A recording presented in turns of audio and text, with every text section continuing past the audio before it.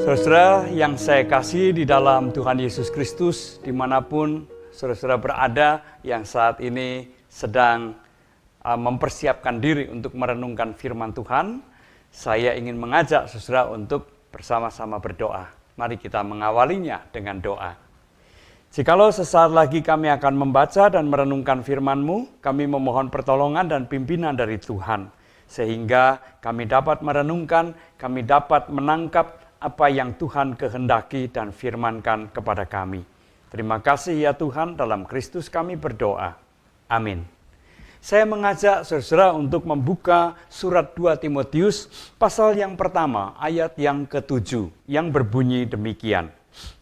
Sebab Allah memberikan kepada kita bukan roh ketakutan, melainkan roh yang membangkitkan kekuatan, kasih, dan ketertiban. Demikianlah firman Tuhan. Sesuai yang terkasih dalam Tuhan Yesus Kristus, Rasul Paulus menasihatkan kepada Timotius, seorang yang masih sangat belia, yang dipercaya untuk memimpin jemaat, untuk mengajar jemaat akan firman Tuhan. Bagi Paulus, ada 3 ciri dari setiap pengajar Kristen. Ya, 3 ciri ini hendaknya ada di dalam diri setiap pengajar Kristen, yaitu kekuatan, kasih, dan ketertiban. Apa artinya semuanya itu? Yang pertama, sesuai yang saya kasihi, yang dimaksudkan dengan kekuatan adalah kekuatan untuk menjalani kehidupan ini, kekuatan untuk tetap melayani, ya, melayani Tuhan, melayani sesamanya dalam segala keadaan. Baik ketika kehidupan berjalan dengan lancar, dengan baik, penuh dengan bunga-bunga keberhasilan, maupun ketika kehidupan ini dipenuhi dengan berbagai macam bahaya, tanjakan yang terjal, penuh dengan pergumulan, penuh dengan kesulitan dan tantangan hidup.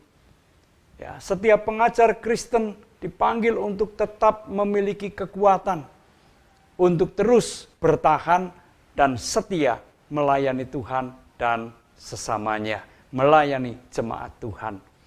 Yang kedua, kasih.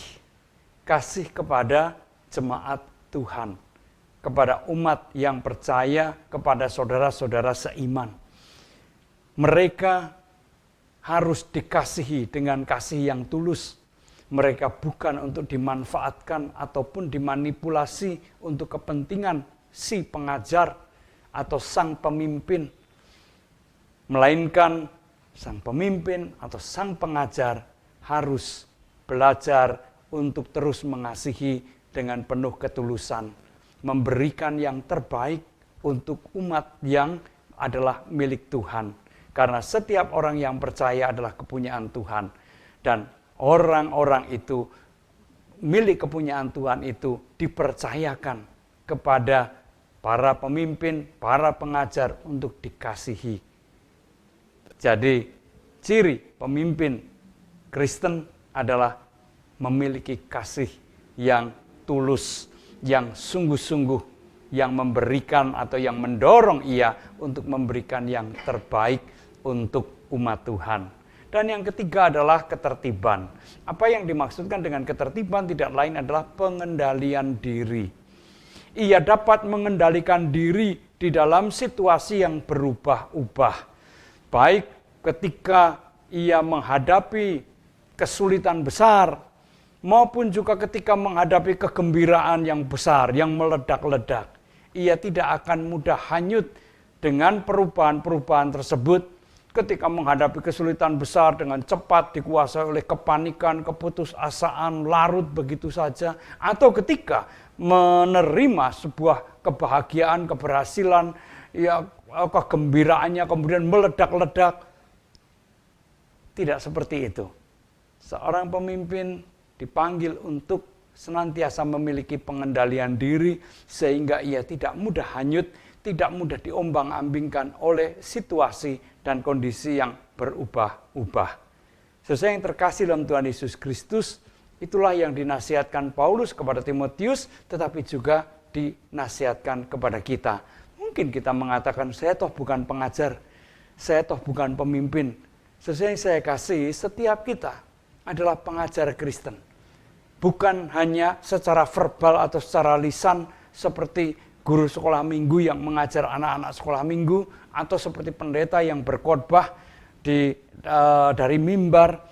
Tetapi setiap kita adalah pengajar karena kehidupan kita harus memberikan keteladanan. Setiap orang yang memberikan keteladanan kepada orang-orang yang ada di sekitarnya, ia adalah pengajar dan sekaligus juga pemimpin dalam lingkungannya. Setiap orang memiliki lingkungan, kecil ataupun besar. Dan setiap orang beriman dipanggil untuk menjadi pemimpin yang mengarahkan, yang memandu, yang menerangi jalan banyak orang. Nah, setiap kita dengan demikian dipanggil untuk memiliki ciri-ciri tersebut. Dan sebenarnya ciri-ciri tadi dikatakan oleh Rasul Paulus adalah karunia-karunia roh. Allah sudah mengaruniakan kepada kita.